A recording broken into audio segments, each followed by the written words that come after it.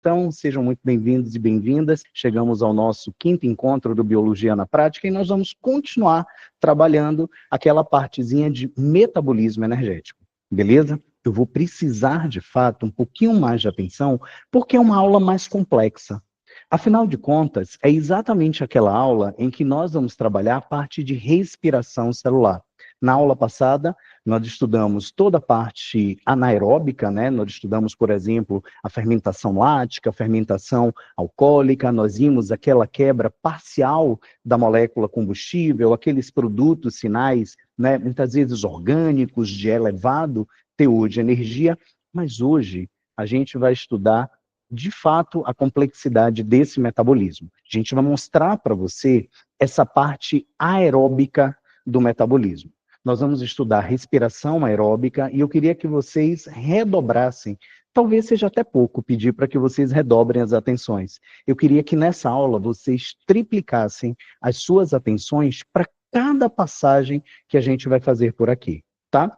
É um processo que vai ter um recrutamento maior de estruturas, é um processo que vai acabar exigindo uma quantidade maior de enzimas, mas ao mesmo tempo é um processo que traz uma rentabilidade energética maior. Para vocês terem ideia, os autores mais clássicos falam de 36 a 38 ATPs.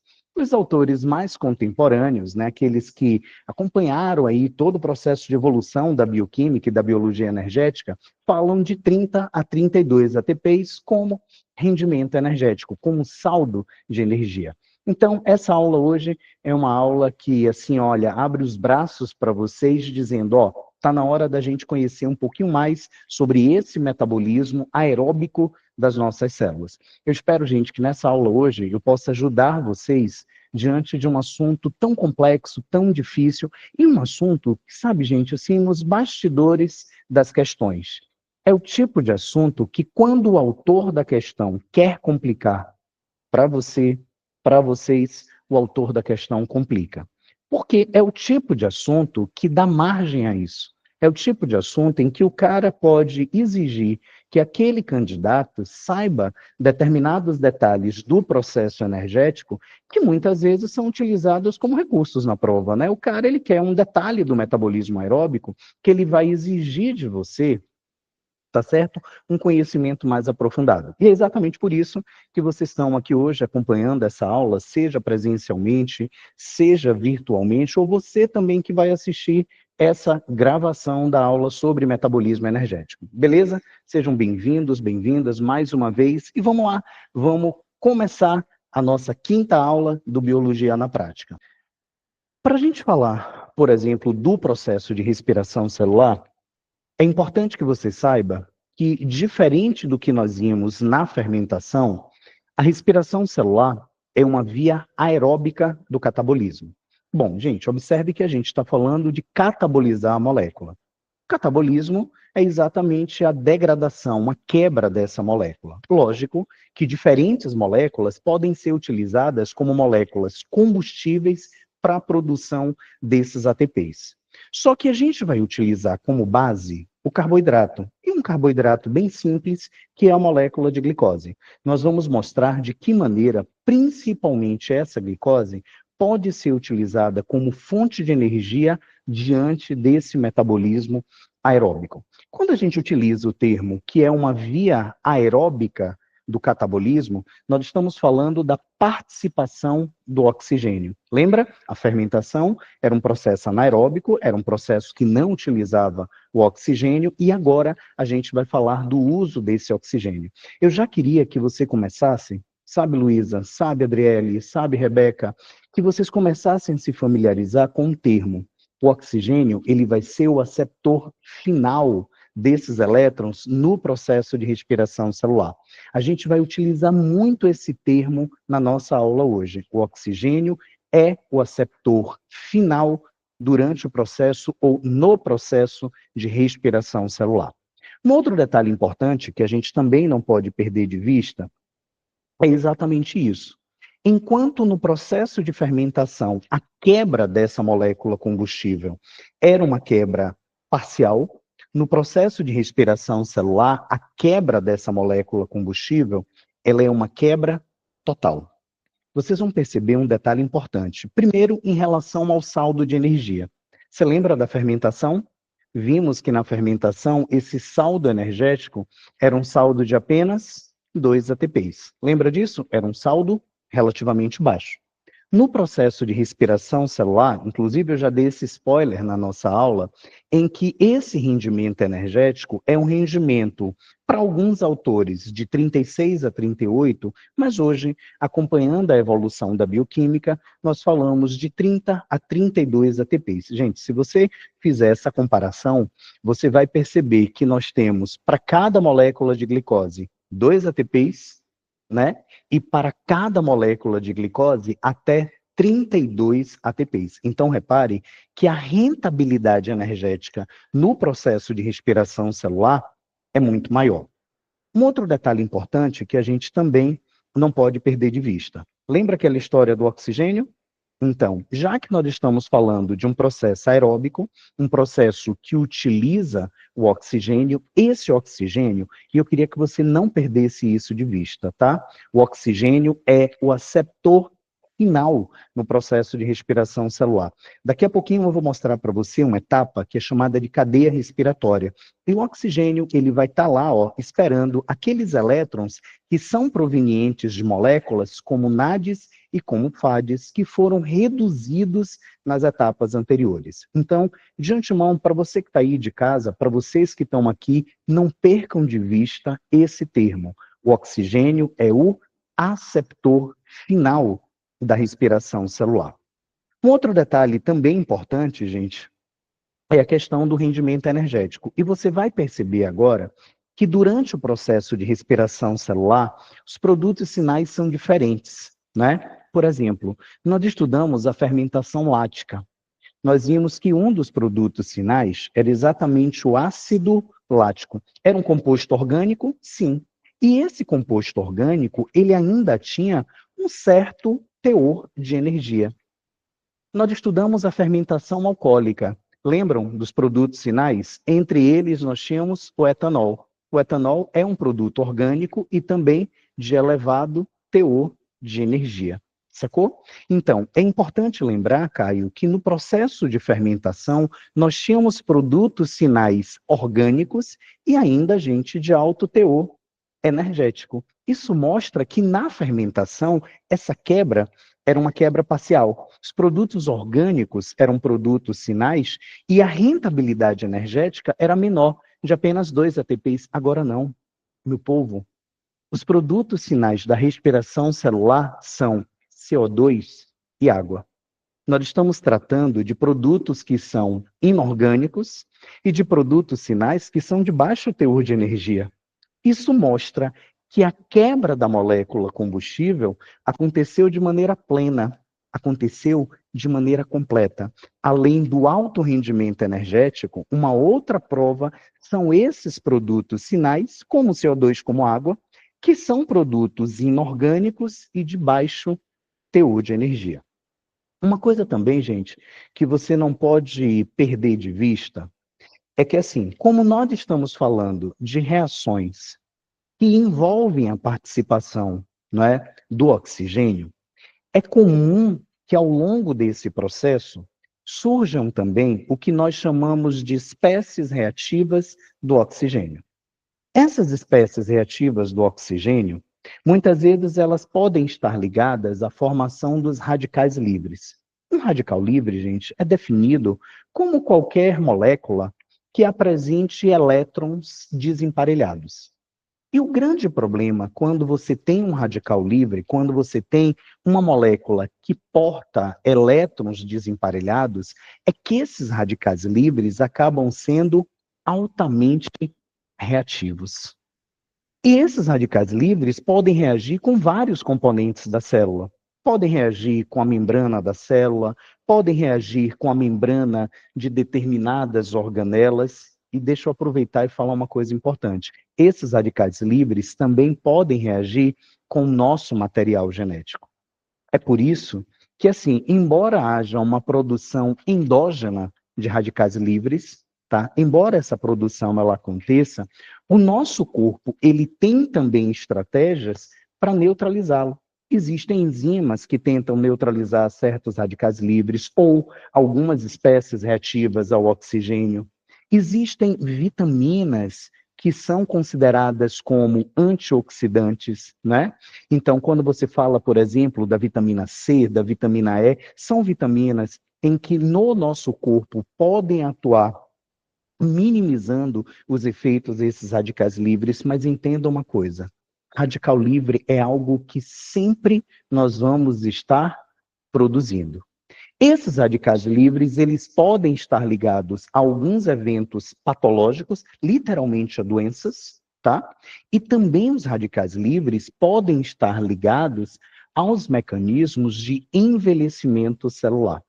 Lógico, existem pontos importantes desses radicais livres. Por exemplo, algumas células de defesa podem produzir radicais livres com o objetivo de ajudar na agressão a patógenos. Eu sei que a gente sempre fala o lado ruim do radical livre. Existe um lado bom, sabe? Mas esse lado ruim é um lado que predomina bastante, por exemplo, nas provas, quando eles falam do envelhecimento celular, quando eles falam, por exemplo, de determinadas doenças que podem surgir pelo acúmulo ou aumento de produção desses radicais livres, mas esses radicais livres estão muito associados a esses processos aeróbicos da nossa célula. É por isso, Caio, eu sei que você é um cara que gosta de esporte, gosta de malhação, sei que você é um cara muito ligado, né, em várias atividades desportivas. Entenda que determinados atletas, por eles operarem com um metabolismo bastante elevado, eles precisam também ter uma dieta especial. Exatamente uma dieta que possa conter determinadas substâncias, determinados nutrientes que possam ajudar o atleta a minimizar os efeitos desses radicais livres que eles vão produzir a mais em virtude do estresse oxidativo que eles vivem. Então, o processo de respiração celular, naturalmente, endogenamente, vai produzir essas espécies reativas do oxigênio, e entre essas espécies reativas do oxigênio, você tem lá os radicais livres. Deixa eu aproveitar e contar uma coisa para vocês, em se tratando de radicais livres. Um dos grandes produtores desses radicais livres são as nossas mitocôndrias, mas acredite, elas produzem bastantes radicais livres, mas ao mesmo tempo são suas principais vítimas. A mitocôndria é uma das organelas celulares por estar diretamente ligada ao processo de respiração celular que acumula e sofre bastante com a presença deles. A mitocôndria ela tem uma taxa, muitas vezes, de envelhecimento na célula, que é uma taxa maior do que outras organelas, por conta do acúmulo de substâncias como essas. Bom, tá aí uma outra coisa que eu queria também aproveitar e falar já para vocês. O processo de respiração celular, diferente do que nós vimos lá na fermentação, é um processo que vai exigir um compartimento subcelular específico. Então, quando você trabalha com a respiração celular nas nossas células, a mitocôndria, ela entra em cena. Gente, nós vamos falar de 3 etapas. Dessas 3 etapas, entenda que apenas a glicólise acontece fora da célula. Apenas a glicólise. As outras 2 etapas, o ciclo de Krebs e a cadeia respiratória, vão acontecer na mitocôndria. Então, preste atenção, porque a mitocôndria é esse compartimento subcelular que se torna responsável pelo processo de respiração celular. Afinal de contas, 2/3 da respiração celular envolvem a participação das mitocôndrias. Agora, olha, se ligue no outro detalhe. A gente está vendo a importância das mitocôndrias. Mas um outro detalhe, gente, é que a respiração celular não é um processo exclusivo das células eucarióticas. Vocês sabiam que existem bactérias que fazem respiração celular? Ah, prof, mas bactéria não tem mitocôndria. Gente, eu sei que bactéria não tem mitocôndria, mas algumas bactérias têm componentes e enzimas capazes de utilizar o oxigênio e dar um rendimento energético melhor para elas. Preste atenção. Bactéria não tem mitocôndria, nem mitocôndrias. Mas as bactérias, algumas, não estou falando de todas, eu estou falando de algumas espécies de bactérias. As bactérias aeróbicas são bactérias que conseguem realizar uma respiração celular a partir de estruturas e componentes enzimáticos que lhes são muito particulares. A respiração celular não é, por exemplo, uma aquisição evolutiva dos eucariontes. Não, porque existem bactérias que fazem a respiração celular, só não tem a presença de mitocôndrias. E é exatamente daí que a gente vai mostrar alguns desses detalhes importantes. Eu estou sentindo que esquentou mais um pouquinho, né? A gente vai alternar aqui esse bendito ar-condicionado. Então, gente, repare, ó, quando você fala, por exemplo, né, do processo de respirar... Ah, começou a brilhar, foi, então deixou aqui para a maquiagem não derreter aqui, né, Lu? De repente a maquiagem começa a derreter por aqui. Bom, então, na verdade, gente, quando você fala das etapas da respiração celular, observe quem está aparecendo aí para vocês. Quem está aparecendo é a glicólise. Bom, você lembra que essa glicólise foi trabalhada na aula também de fermentação? A gente costuma dizer, dentro da biologia, que essa etapa foi uma etapa preservada do ponto de vista evolutivo.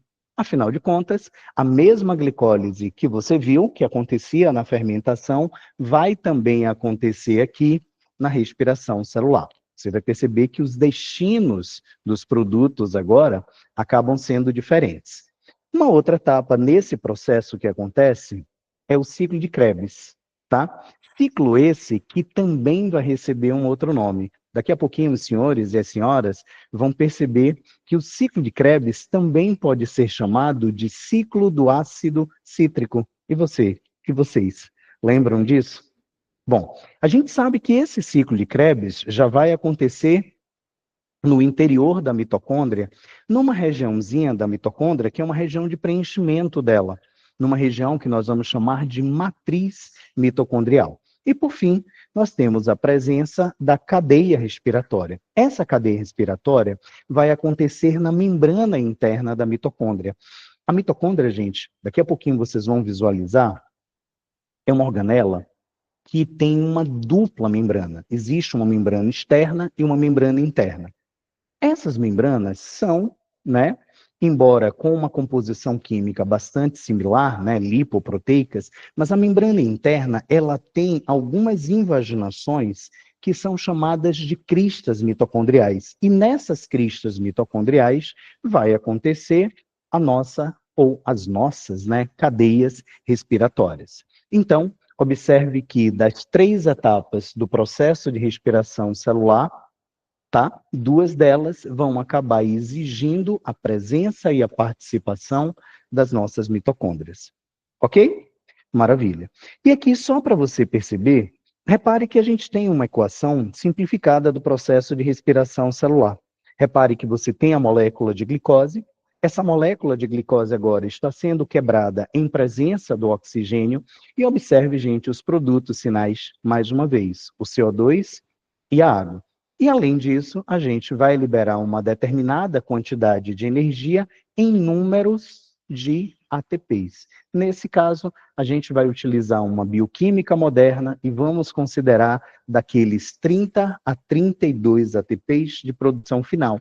Ah, prof, mas por que alguns autores consideram de 36 a 38, ou de 30 a 32? A gente vai ver onde é que está essa pequena diferençazinha depois. Juro, prometo para vocês que eu mostro isso depois. Mas repare, para a gente falar dessas etapas da respiração celular, eu preciso apresentar para vocês a mitocôndria. Então, ó, a mitocôndria que tem um formatozinho de um bastonete, vou tentar desenhar da forma mais bonitinha possível a nossa mitocôndria, até para que você que está aí, né, do outro lado, possa visualizar melhor. E esse componentezinho, nesse formato de bastonete que vocês estão vendo, representa a nossa casa de força da célula. Bom, é uma organela que tem a presença de uma dupla membrana. Vocês estão vendo uma membrana externa que está aí envolvendo a organela e a presença de uma membrana interna que tem essas invaginaçõezinhas. Beleza? Você que está aí de casa, está dando para enxergar numa boa? né, a nossa mitocôndria. Se ligue.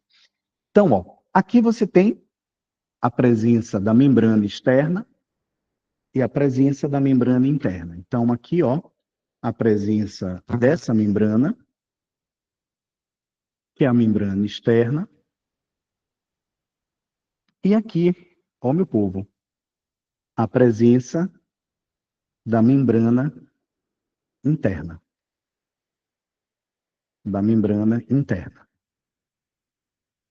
Dá para perceber que entre a membrana externa e interna você tem esse pequeno espaço?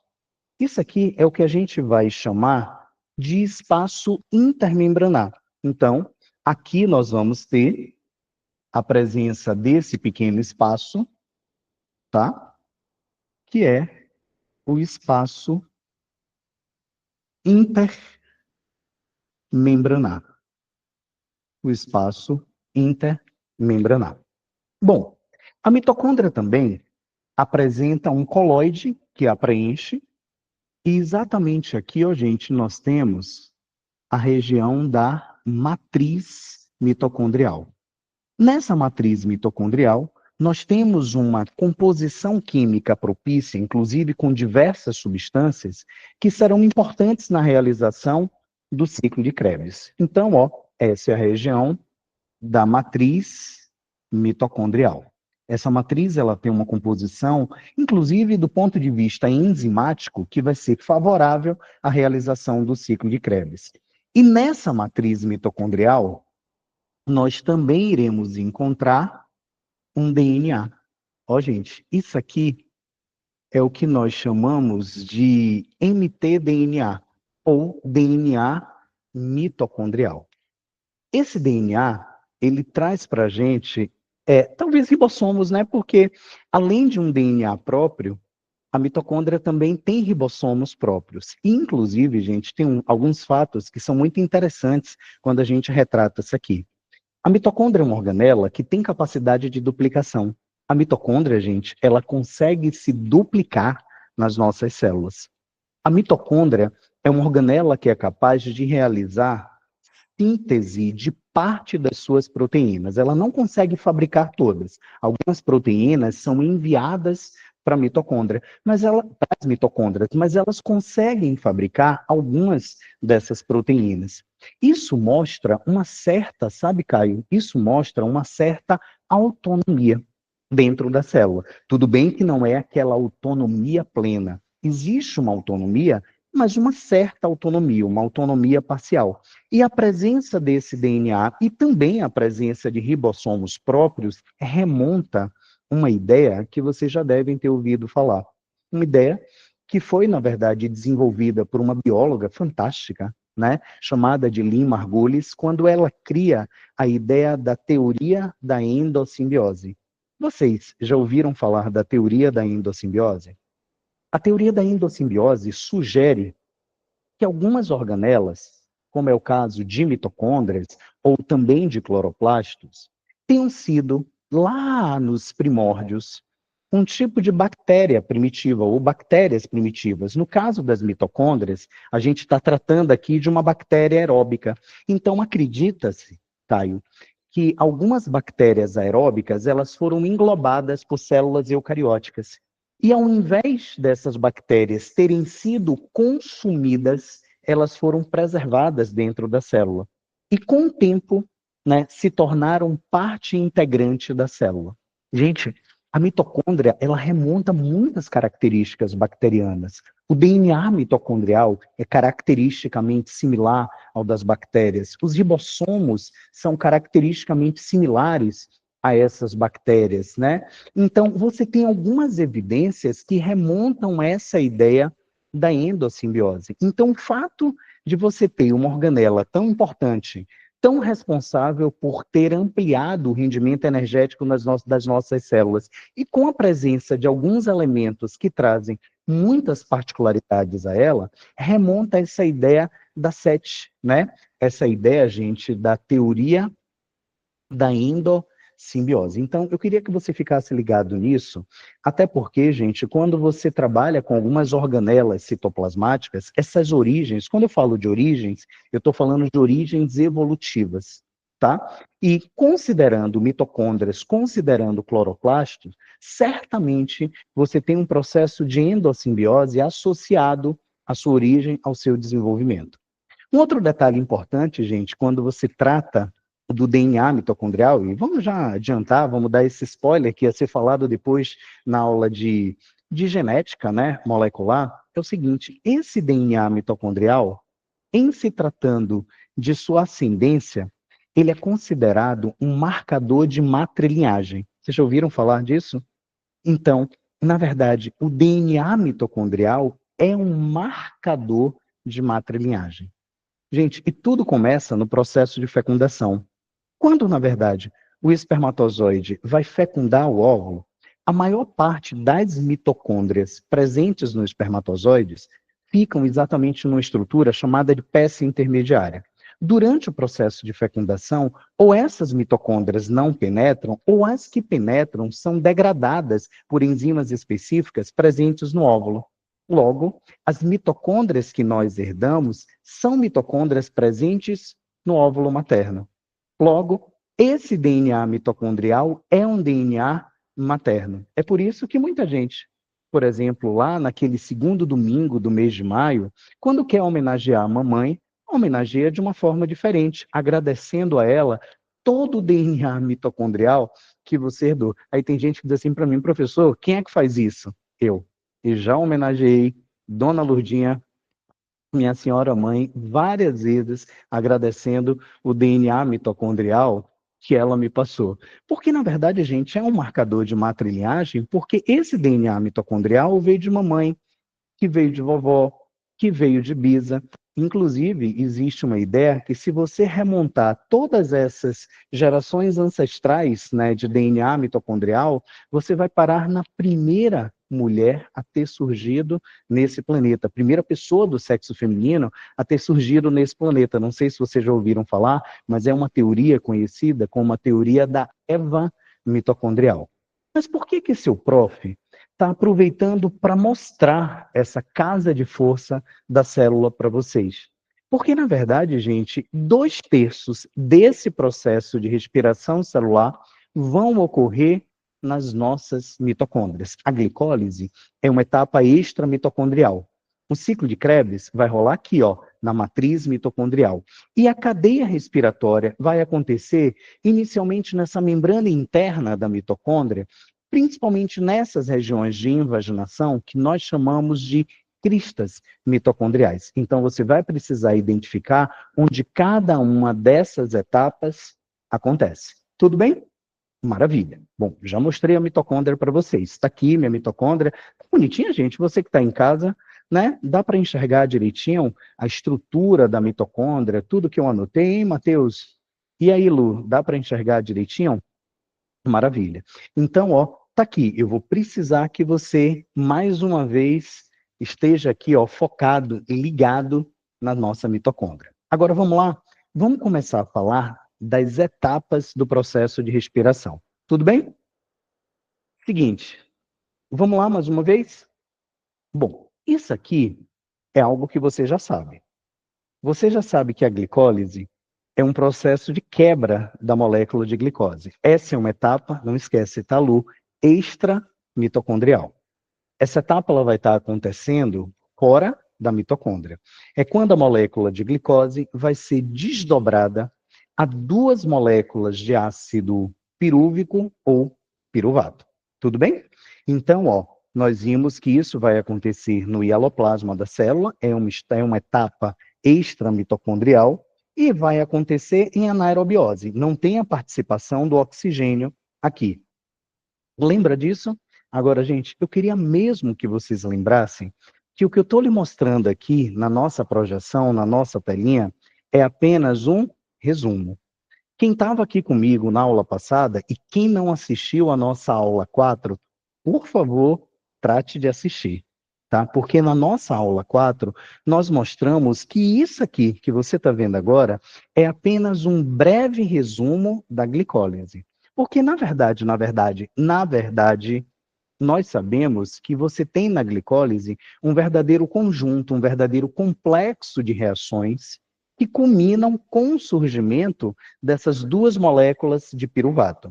Então, a gente sabe que a molécula de glicose vai se transformar em duas moléculas de C3H4O3 ao longo desse processo. Lembram que são gastos 2 ATPs? Lembram que são produzidos 4 ATPs? Então, na verdade, quando o seu prof coloca isso aqui, eu estou fazendo questão de mostrar que existe um saldo.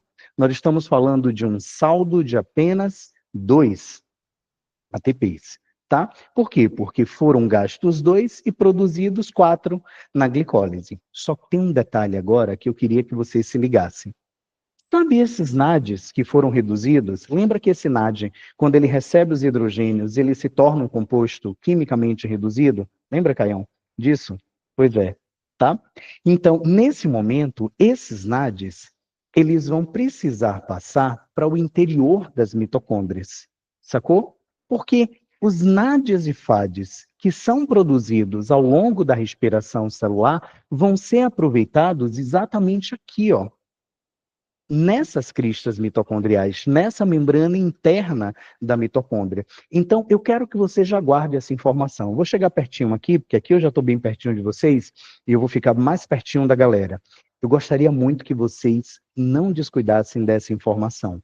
Os NADs e FADs que foram produzidos seja na glicólise, seja no ciclo de Krebs, ou ainda num processo chamado de acetilação, que a gente vai ver daqui a pouco, esses NADs, eles irão ser utilizados no interior da mitocôndria, vão participar de um processo na cadeia respiratória chamado de fosforilação oxidativa. Não esquece o destino desses NADs e FADs produzidos ao longo da respiração celular. Bom, mas vamos embora. Está aqui, ó, só para você perceber uma imagem bacana do que pode acontecer na presença do oxigênio ou na ausência desse oxigênio. Quando se tem oxigênio disponível, lógico que a célula vai fazer uma opção por um processo de rentabilidade energética maior. E vale a pena lembrar que algumas células têm metabolismo facultativo, outras não, tá? Bom, fato é que a gente está vendo aqui diferentes destinos desse piruvato, seja com a presença ou não desse oxigênio. Se ligue também, tá, gente? Vamos lá? Porque, olha, em cada uma dessas etapas, seu prof aqui, Caio, vai se preocupar em mostrar o que é que está acontecendo. O que é que está sendo, por exemplo, produzido. Durante essa glicólise, há produção de ATP? Nós vimos que sim, há produção de ATPs. Quantos ATPs de saldo? De saldo 2. Tá? Então, qual é o destino desses ATPs? Observe, meu povo, que ATP é a fonte de energia imediata para o trabalho celular. O ATP é aquela molécula de energia prontamente utilizável, que vai ser utilizada para os diversos processos metabólicos de uma célula. Isso é o que vai acontecer com o ATP que a gente produz.